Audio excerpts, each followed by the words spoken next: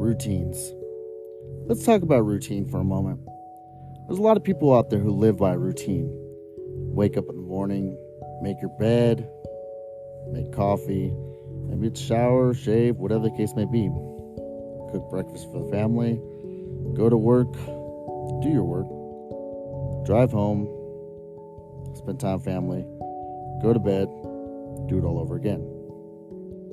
Some people live by a routine that simply works for them, or they're comfortable with, I was never about routine. Not until I tried it. Routine was not even a word for me. Everything's always been chaos with me. I'm messy. I just kind of go with the flow with things. But I never had a simple routine. That wasn't until the day I developed one, along with addiction.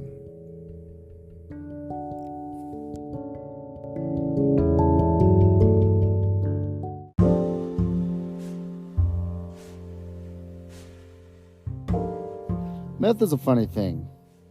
At first, you feel like you're on top of the world. You're focused, you're reliable, you're working hard. But the more you do it, the more things get out of place. That's where it loses a lot of people. But for me, it kind of had a different effect. I was always out of focus. I was always, messing up. And I've been drug tested more times I could count because of my normal behavior. Because people thought I was high. And when I did meth, it made me calm. I did have that bolt of energy, of course, but it also made me normal in a certain way. I was cleaner. I developed my routine. I made sure that I did my job right and well. I lived my life like a normal adult. But eventually, that starts to fade away no matter how much you try to follow the same routine.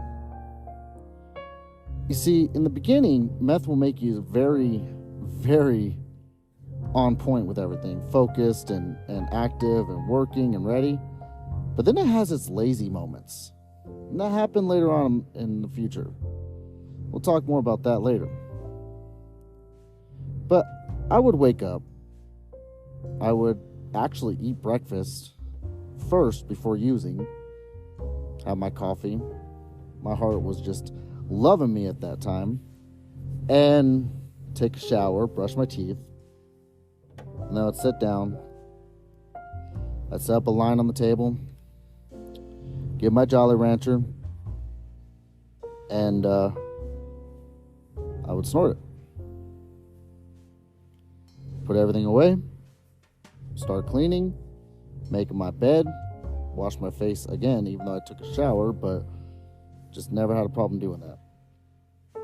Now, throughout time, I knew that, I got to eat more because I would only eat once a day, and that was breakfast before I did anything. And I knew eventually my appearances were going to definitely show.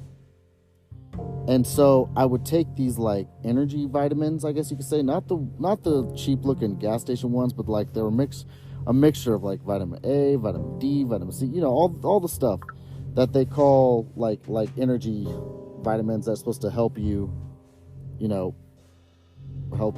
stay healthy.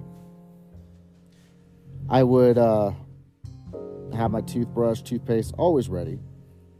Have my face washed all the time. Make sure I showered all the time. I would do everything I needed to do to keep up with appearances to not look like a tweaker. Now, the common misconception about meth is that when you lose your teeth, or you see those people online that have what's called a meth mouth, it's not because of the meth all the way. Yes, meth can do that, but it's not fully because of that. The full reasoning is because a lot of people will end up getting a sweet tooth, and they'll drink sodas, they'll eat candies, they won't brush their teeth, and see, meth causes your mouth to dry up. And when your mouth dries up and you're eating all those candies and sweets, thus your teeth will fall out, and it's just not a pretty thing. So I avoided that. In fact, I was very healthy. I would eat salads when I can, or I would drink, shakes.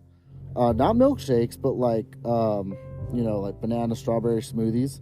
That's what I meant to say, not shakes, smoothies.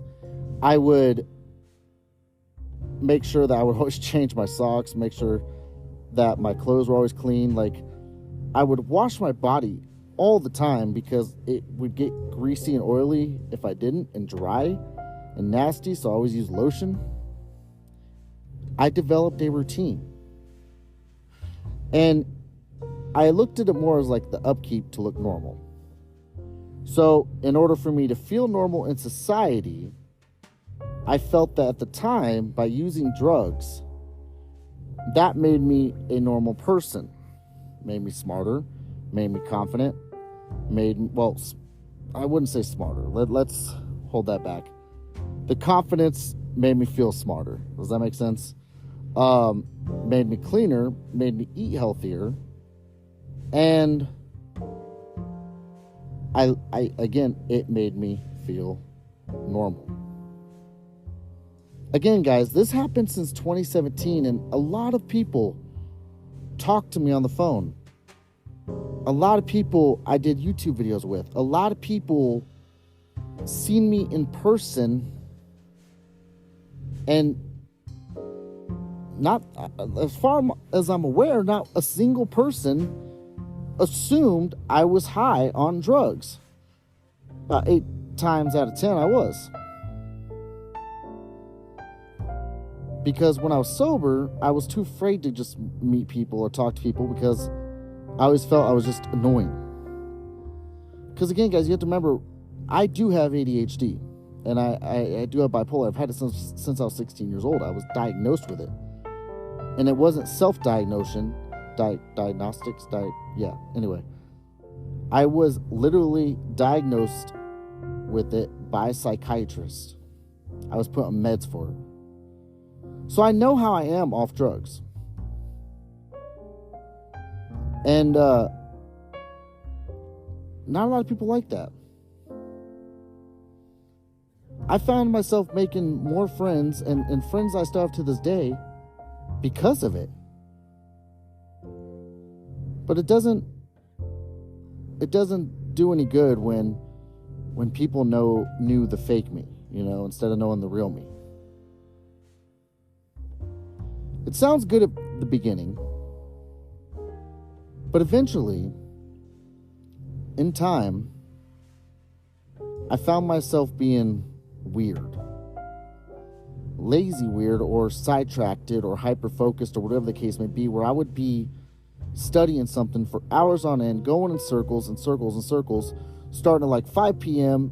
and ended like finally shut my eyes at 5 p.m. the next day. Like my focus and my routine and everything was off. I would be glued to my phone or my laptop or whatever the case may be. I'd be glued on a subject. And that's where things went south. The procrastination was terrible. I mean, terrible. I would tell somebody, yeah, I'll be there in about an hour, 2 hours tops. And then I just never show up and I just don't call. I've always been a procrastinator, but this just made it worse. When I lost my trucking job, when I failed a pre-employment drug test, I found myself not really caring too much about any of that. And I would sit in my room for hours on end and smoke and just let myself just almost turn to a tweaker. Losing a ton of weight, not taking care of myself, and it was bad. But in the beginning, I developed a routine. When I called my buddy Alan to bring me some, he's like, yo, you want to smoke it up? I thought, sure. I was never much of a smoker. Never tried to smoke that, at least. Because I thought, doing lines are working for me. I have it dosed out right, like it was working at the time. But smoking it is where things really went bad and went south for me.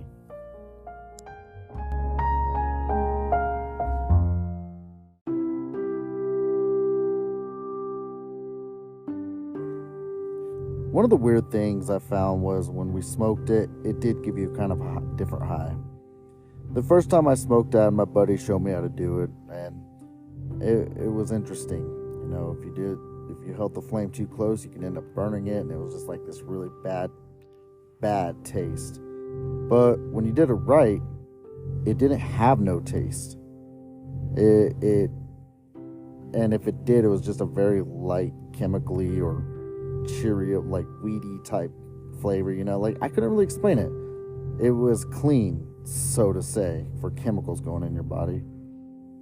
You didn't really feel it when you inhaled, and you didn't really want to hold it in. Some people say that it can crystallize your lungs, which I don't believe that too much, but I inhaled it and I exhaled it. I never really had to hold it in to feel any effect. I found that my routine did change and that I was addicted to smoking it a lot more. And then that's when my usage totally went up. I would smoke almost a gram in a 24-hour period. And the difference was that I wasn't doing a line, I was just smoking it. You know, the moment I started feeling a little tired or unmotivated, I'd take a hit and take another hit. So because I wasn't dosing it out and prepared, I was just smoking it every time I felt a little down. One of the best ways I found to use, but it takes a lot longer to take effect, was drinking it. Basically, I would take a Gatorade and I'd put, I would say about a quarter gram in there, like not much. A lot of people don't know how to really dose because they think that, oh yeah, as soon as you drink it, you're gonna feel the effect immediately. And this is where it's dangerous, is if you're not smart, you'll end up overdosing, or not really overdosing, but like you will get spun. Like, not a good high, not a fun high, but if you do it right, it's like a wave, up and down, and you're still energized, you're happy, you're motivated, all that. But every way that I did it had a different effect. But smoking it was the most chill in a weird sense. And it was the kind of way that you would use when you're with other people. But I didn't like smoking with other people. I didn't like smoking around people at all. I found myself doing dumb shit when it came to finding the shit, because when you smoked it, it went by quicker, especially with other people, and we would have to go find it. I remember one time I was with my buddy, and he went with me on a run, and we had to find some shit because we were out. We didn't have our connection at the time. Something happened to where we couldn't find any, and we relied on his sister to find some for us, and she was taking us all over town and trying to find it, and we were doing this in my semi-truck.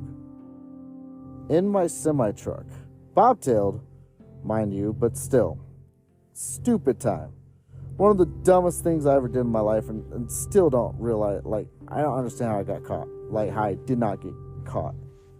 The fact that it was 1 o'clock in the morning, 2 o'clock in the morning, I'll be driving around in my semi, trying to find dope, it was just dumb. We always found the semi was a safe place because you had the curtains, and we'd all be in the sleeper just smoking up, and we'd just be chilling. Now, my buddy, he was a shooter. I didn't like that. I never really was into the whole needle thing. It kind of grosses me out, and he was in a whole different world when he did it, man. It was bad, and I would try to get him clean. I know that's kind of an oxymoron, but basically what I would do is I would say, hey buddy, let's not buy nothing at all, and how about you come on the road with me and sober up? I had 2 bunks, why not? anything to help a friend from shooting it. And he would sometimes go. Now, sometimes we would be like, well, what if we don't, do it soberly, but what if I just say, all right, well, you have to do lines or you have to smoke it, but you can't shoot it, like I would try to stop them from just shooting it. And for those of you who don't know, shooting it means like using the needle and shooting up your arm, basically. One time he said, hey buddy, I got a friend who needs a ride. We need to pick up in Vegas. And we were in my semi, and I said, well, if we pick him up, he's got to go with us on this trip, blah blah blah. He's like, that's fine. So we picked up his friend in Vegas, and I think he was just trying to go to Phoenix, but he had to stay with us till we got that route back to Phoenix.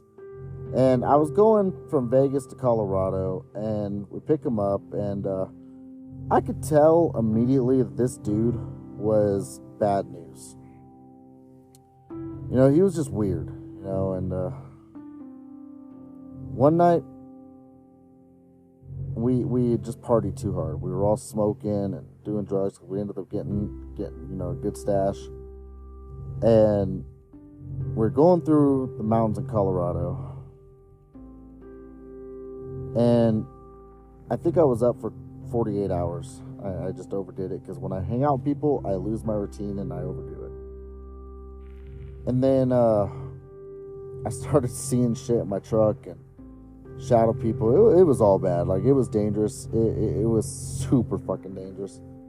But my buddy tells me, hey bud, pull over up here, let us out. Thinking, why, what's up? He's like, trust me, just pull over up here and let us out. Alright. Now, when I drove, these fools would be in the back smoking, listening to music, doing their own thing, whatever the fuck, and I'd be up listening to music, driving, doing my own thing. Like nobody ever really got up front because we were just paranoid like that. We didn't want to cause any attention to ourselves. So I didn't know what was going on in the back. But apparently this guy was getting so twacked out of his mind that he thought that I was an undercover cop taking him to jail. That's right. He thought I was an undercover cop taking him to jail. And he wanted to chop my head off while I was driving down the road. He had a machete in his bag. Now, buddy Alan, he tells him, no, dude, what the fuck? I've known him since like second grade. And he has. I've known this dude since second grade, Alan. And he just basically told me to pull over and they're going to get out to use the restroom or whatever. And so they get out to use the restroom, and then he texts me, says, hey, just go, bub. Don't look back, just go. Drive. Trust me, you want to do that. And I was kind of weirded out by the whole thing, but I went. And then later on, that's when he told me that what the dude was going to do. And I realized, yeah, I don't want to be around people like this. I ended up getting sober after that. Like, I did not smoke anymore. I didn't do any more drugs. I ended up sleeping a little bit, delivered my load. And I went home and I got sober for the longest time because that was the closest to death by crazy I've ever been. I just don't understand how people's mindset, like everybody's different, their mindset on the shit is just weird. Some people, when they do it, they get lost and they turn crazy, and some people just have their own routine and they do things normally. I wouldn't say that because I did meth I was normal. I was anything but normal. And I had my flaws and I did stupid shit, as you guys heard. But I also knew that if I hadn't smoked it, maybe I would have been stuck in a regular routine. If I would have just kept dosing it out. Because it does affect me differently with my ADHD. It works in the form of Adderall, basically. It calms me down, it makes me focused, and it puts me in that normal spectrum of society. But I I did good for a while. That was until I had a trigger. And this was when I moved to Missouri. Now, Missouri was kind of good and bad. Like, I had one bad slip in Missouri, but other than that, I was sober throughout most of my time there. And in the next episode, we're going to talk about the slip in Missouri, and we're also going to be talking about how I lost my trucking career and how the dope in the Gatorade is the reason why I failed my pre-employment drug tests. So thank you all for listening to this episode of Little White Lions. This is my story, my journey, and I'm happy to share with you all. I will catch you all in the next episode. And be sure to like and subscribe if you're listening on the YouTube channel, or if the podcast lets you, the Spotify, whatever. I don't know how that works. But thank you all for listening. I'll see you soon. Goodbye.